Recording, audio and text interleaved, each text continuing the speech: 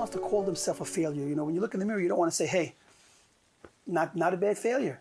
Nobody wants to recognize themselves and their flaws in that way. We want to feel like we're not so bad, we're not doing so bad, we did okay.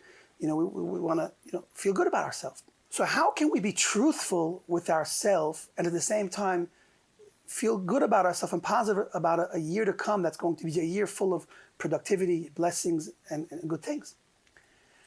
So I think we really have to really dig deep into our hearts and minds in the moments that we're standing there on Yom Kippur and ask ourselves, what are we really feeling? And what are we really thinking in those moments where we say, Hashem, I'm sorry. Hashem, I regret. Hashem, I want to be better. I want to do better. Do we really mean it? Or are we just faking it? And I think in truth, we really mean it. We mean it. Problem is maybe we have difficulties executing those feelings and those thoughts. But those thoughts and feelings are real. And it's those real thoughts and feelings that God can sense and also appreciate. And that is why ultimately He does forgive us and gives us that second chance and many, many chances. We're taught that God gives us an infinite amount of chances because He understands that in the depth of our hearts, we sincerely want to be good children. We sincerely want to do for Him. We want a connection with Him.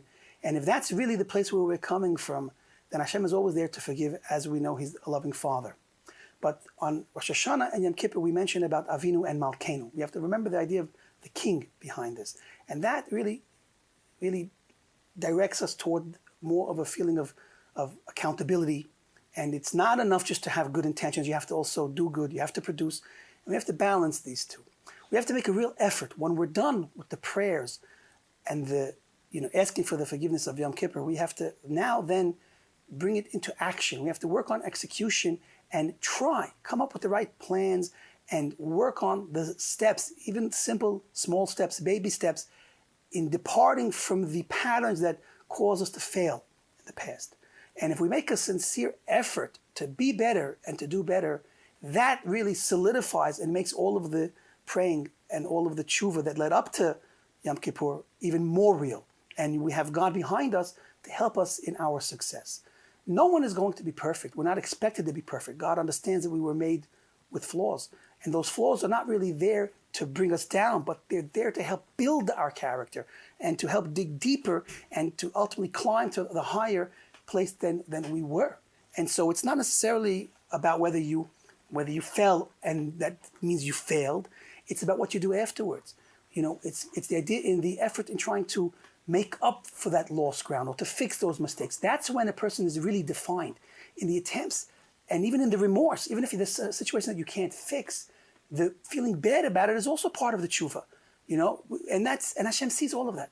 And so let us really take an opportunity this coming year to be real with ourselves and certainly real with Hashem. Let us make our best efforts and be, of course, on our side as Hashem is on our side. Let's look at the positive things we can accomplish and let's build on that. And of course, let's never give up. And when we meet here again next year on Yom Kippur with the same prayers, asking again for the same forgiveness, let us feel happy at least in that we tried and in whatever we were able to accomplish, realize that is something worth why we're here. And may we all merit a good judgment on Rosh Hashanah and of course forgiveness on Yom Kippur and a very happy, positive, productive year to come.